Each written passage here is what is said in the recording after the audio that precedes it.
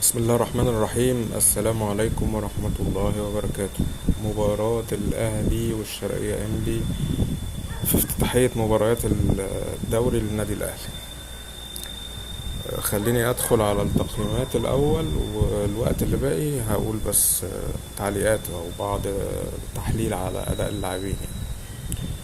مصطفى شوبير صفر، محمد هاني صفر، هادي رياض صفر، الجزار صفر، كريم فؤاد صفر، كوكا صفر، مروان عطية 7/10، زيزو 5/10، منصف بقرار 3/10، بن شرقي 3/10، طاهر صفر، بن جديدة 4/10، كريم الدبيس 2/10، علي محمود 1/10، قفشة 5/10، حسين الشحات 1/10.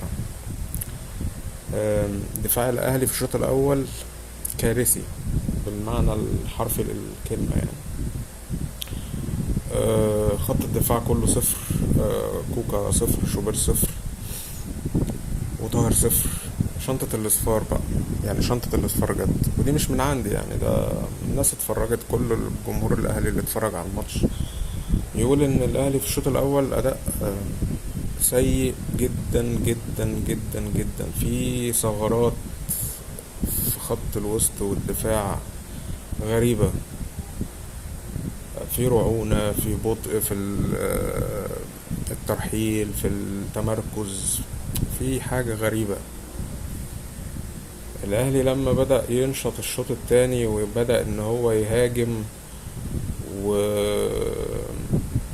برضو مروان عطية جاب الجون الأول الدنيا بدأت تفتح شوية مع التغييرات طبعا والحاجات اللي حصلت يعني في الشوط التاني. ف ال... في نغمة بقى ممكن تطلع بعد الماتش يقولك الأهلي كويس، والأهلي مسألة وقت، والأهلي مش عارف ايه، الكلام اللطيف ده كله يعني بتاع الإعلام.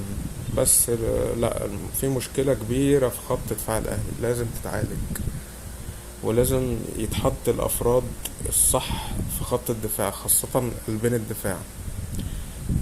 ف ومش عايز احكم برضه على حسين عموتة واقول ان هو مدرب فز او مدرب مالوش فيها ومش فاهم حاجة، لا لسه برضه بدري على الكلام ده. فبنتمنى الفترة اللي جاية الأخطاء الدفاعية دي إنها تتعالج والأهلي مستواه يتحسن.